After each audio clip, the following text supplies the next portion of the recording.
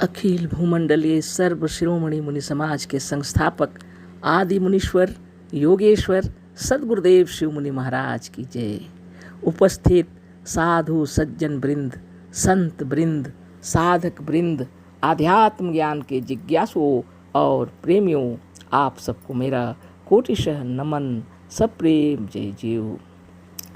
चर्चा अपरिग्रह पर चल रही है ना, और चर्चा तो बहुत गहराई पर है ना।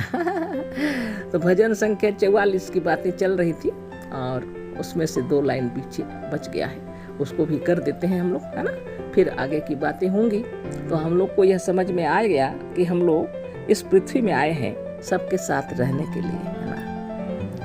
जब अकेले थे आत्मलोक में तो सूक्ष्म संसार में थे, मनोमय संसार में थे। तब स्थूल शरीर धरने की इच्छा हुई तो स्थूल शरीर में आ गए हैं, है ना। स्थूल शरीर में जब धरे, स्थूल शरीर में आए तो स्थूल जगत में आ गए, है ना। और यहाँ पर सब प्रकार से सबों से मिलना जुलना आता है ना। तो यहीं पर सुख शांति और आनंद मिलेगा यदि हम योग साधन करेंगे। योग साधन नहीं करेंगे तो फिर परेशानियाँ खड़ी हो जाएंगी और बिना गुरु का कोई ज्ञान नहीं मिलता, है ना। अच्छा हुआ सदगुरु मिले हम लोग को, है ना। पाहन पतित बाण नहीं भेदत, रीतो करत निसंग। आज्ञानी जस काली कामरी, चढ़े न दूजो रंग। तजो रे मन इन भगतन को संग, जाके संग कुबुद्धि उपजत है, परत ज्ञान में भंग। चर्चा चल रही थी, है ना। पाहन पतित बाण नहीं भेदत। पत्थर में बाण चलाएंगे तो भेदेगा क्या, नहीं ना। तो हम लोग ऐसी मूर्खता क्यों करें। पत्थर में बाण चलाएंगे तो भेदेगा नहीं। रीतो करत निसंग, और रीति नीति नियम सारे चीज, है ना, समझाने से कोई सुनेंगे क्या, न, बिल्कुल। किसी को समझाना है कठिन। अज्ञानी जैसे काली कामरी, अज्ञानी लोग ऐसे होते हैं जैसे काले कंबल की तरह। चढ़े न दूजो रंग, जिसमें दूसरा रंग चढ़ता ही नहीं, है ना। ऐसी हालत में भी क्या उनको छोड़ दें, नहीं ना। अगर ऐसी बात होती तो सदगुरुदेव अपने साधन ध्यान तपस्या करके मस्त आनंद से रहते और किसी को कुछ नहीं बताते। लेकिन ऐसा नहीं, है ना। लोग उनको मार देने के लिए कितना कोशिश किए, है ना। कितना ईंटे पत्थर से लेकर सब प्रकार के शस्त्र फेंके गए, है ना। दुनिया भर का अस्त्र शस्त्र कोई काम का नहीं, बेकार हो गया सब उनकी इच्छाओं के सामने, है ना। इसलिए साधन जो सिखाए हैं सदगुरुदेव, हृदय के अंदर से बाहर तक, है ना, आपकी सुरक्षा होगी। और ऐसा काम लेकिन करना नहीं है जैसे कि पत्थर में तीर चलाना। अच्छी बात है क्या, काम नहीं देगा। और रीति नीति बता रहे हैं, जो संगति, जो वो लोग को कुछ समझ में नहीं आता, उनके सामने कोई काम का नहीं। अज्ञानी ऐसे होते हैं जिन पे दूसरा रंग चढ़ता ही नहीं। तो जब तक ठोकर नहीं लगती है लोग सही रास्ते नहीं चलते हैं। तो इन परिस्थितियों में इन्हें अपने पर छोड़ दीजिए बस। लेकिन प्रवचन देना है और साधन का क्लास भी होना है, उसमें से जो आएंगे क्लास ले लेंगे और क्लास भी करेंगे। और हम लोग जहाँ रहते हैं वहाँ पर सबके साथ सुंदर विचार व्यवहार अच्छा से करेंगे, है ना। सदगुरुदेव क्या कहते हैं, बुराइयां तो कर्म में है ना। आत्मा तो पवित्र है, आत्मा तो बहुत पवित्र है ना। आत्मा के अंदर तो दाग नहीं लग सकता, है ना। आत्मा तो कलंकित हो ही नहीं सकता। आत्मा के अंदर में कोई दाग नहीं है। लेकिन कर्म क्षेत्र में जो कर्म कर रहे हैं जिससे दूसरे को कष्ट हो रहा है, तो उनकी ओर से ये दाग लग रहा है ना। लेकिन उसके अंदर कोई दाग नहीं है। आत्मा निर्मल है, निरामय है, परम पवित्र है, परब्रह्म परमात्मा है, साक्षात सृष्टि करता है। और इसको जानने के लिए सदगुरुदेव शिव मुनि महाराज साधन शिक्षा दिए। गहरी बात यही है, कोई भी हो सबको अपने आप से प्रेम है। गुरुदेव बोल रहे हैं संसार में ज्ञानी हो और अज्ञानी हो, कोई भी हो, हाँ वो अलग बात है जिसका माने पागलपन, एक अलग प्रकार का पागल जिसको बोलते हैं, उसको छोड़कर, है ना, उसको मालूम नहीं है वो क्या है, वो तो पता नहीं, है ना, उसकी बात छोड़कर बाकी जितने हैं, चाहे जितने बुरे हों चाहे अच्छे हों, कोई बात नहीं, लेकिन सब कोई अपने आप से प्रेम करते हैं। संसार में जितने हैं सबको अपने आप से बहुत प्रेम है। लोग तो कहते हैं कि ईश्वर से प्रेम करो, है ना, ईश्वर से बढ़कर कोई ऐसी ताकत नहीं है, उसी से ही प्रेम करो बोलते हैं। प्रेम करना अलग बात है और प्रेम होना अलग बात है। अपनी आत्मा से सभी प्रेम करते हैं, इस आत्मा से, अपने आप से सभी प्रेम करते हैं। वो करने की आवश्यकता ही नहीं, खुद से सबको प्रेम है इस संसार में, है ना।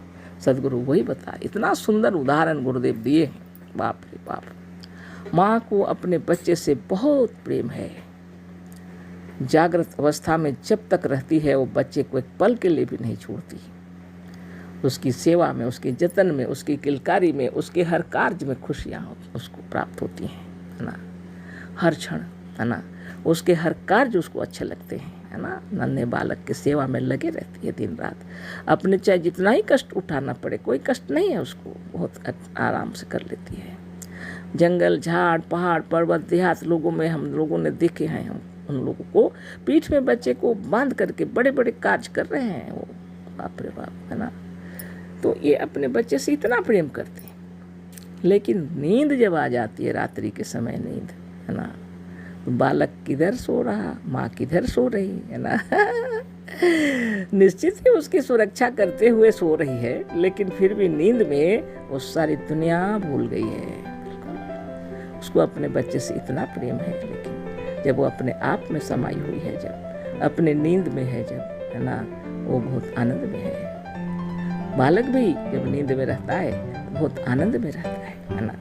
कभी कभी बच्चे लोग सो जाते हैं, खाना तैयार हो गया तो पहले, है ना, तो माँ बाप उठाते हैं बच्चे को, आजा बेटा खाना खा ले, तो होते वो सो रहे होते हैं, है ना, बिल्कुल नहीं खाते हो, है ना, खाते ही नहीं है, सबको पता है ना। रात्रि में कौन खाता है बच्चा, ऐसे सो जाते हैं तो माँ को काफ़ी कठिनाइयों का सामना करना पड़ता है। इसलिए संध्या समय से पूर्व ही उनको भोजन करा देती है माँ, ताकि वो खेलते कूदते सो भी जाए तो कोई बड़ी बात नहीं है। तो जिसका हम इतना ध्यान रख रहे हैं, लेकिन जब नींद में होते हैं तो उन सबसे अलग हो जाते हैं। जो जिससे जितना प्रेम करे लेकिन उससे अलग हो जाते हैं, है ना। एक पल के लिए अपने आत्मस्थ हो जाते हैं, है ना। ये अज्ञात शक्ति से ऐसे नियम बनाए हुए हैं, सदगुरुदेव बता रहे हैं, आत्मदेव ने नियम बनाए हैं। घड़ी दो घड़ी के लिए हम लोग आत्मस्थ हो जाते हैं, और आत्मस्थ होते ही हृदय में अपार बल आ जाता है स्वतः, है ना। मान लीजिए आप बहुत माने प्रसन्न है, आपकी कोई बहन या आपके कोई भाई जो आपके बहुत दूर में रहते हैं, आए हुए हैं, है ना, घर, बहुत प्रसन्न है, दिन रात बातें कर रहे हैं, है ना। पूरे घर के लोग प्रसन्न हैं, लेकिन घड़ी दो घड़ी के बाद रात्रि में काफ़ी नींद आएगी तो फिर सब सो जाएंगे, है ना। नींद आ रही, अब सो जाए सब लोग, है ना, यही बात होती है। तो कितनी विचित्र बात है। वैसे भी बहुत सारे कार्य हैं घर में, हाँ, और कभी दिल करता है कि जरा रेस्ट लेना चाहिए, थोड़ा आराम करना चाहिए, है ना। आत्मदेव कह रहे हैं थोड़ी देर के लिए आराम करना चाहिए। घड़ी दो घड़ी के लिए लेट लेते हैं, है ना। नींद आए या ना है, थोड़ा सा आत्मदेव की इच्छा अनुसार रेस्ट में, शांति में रहते हैं, बल आ जाता है। यह विचित्र है, बहुत विचित्र, है ना। जब बाह्य जगत से भीतर की ओर मुड़ते ही इतना आनंद आता है, बाहर जगत को छोड़ करके अंदर की ओर आने से इतना आनंद आता है, तो फिर हम लोग बाहर जगत में क्यों आए? क्योंकि भीतर में रहते रहते भी उब जाते हैं, तो बाहर आना पड़ता है ना। जब जागते जागते माने थक जाते हैं तो सो जाते हैं, गुरुदेव कह रहे हैं। और जब सोते सोते थक जाते हैं तो जग जाते हैं, सब गुरुदेव कह रहे हैं। इसके लिए कोई कठिनाइयां नहीं है, कोई कष्ट नहीं है। उसी प्रकार सूक्ष्म शरीर में रहते रहते जब थक जाते हैं, ऊब जाते हैं, अकेले में, है ना, तो स्थूल जगत में चले आते हैं सबसे मिलने के लिए, है ना। और स्थूल जगत में जब थक जाते हैं, ऊब जाते हैं, तो फिर एकांत में चले जाते हैं ना। लेकिन साधन ध्यान तपस्या एक ऐसी सिद्धि है कि आप स्थूल शरीर में रहते हुए भी सूक्ष्म लोक जा सकते हैं, आत्मलोक जा सकते हैं और फिर यहाँ आ सकते हैं। अब दोनों जना आना जाना चल रहा है। आपको कठिनाई किस चीज की? कोई कठिनाई नहीं है ना। इसलिए अपने आत्मदेव का ध्यान करना बहुत जरूरी है, इससे बल बढ़ जाता है ना। आत्मबल, मनोबल, ज्ञान बल, योग बल बढ़ जाता है और स्वरूपस्थ हो जाते हैं और हर प्रकार के विकार मिट जाते हैं। हृदय आनंद विभोर हो जाता है और खुद को जान लेता है कि वह आनंद स्वरूप है, सच्चिदानंद है।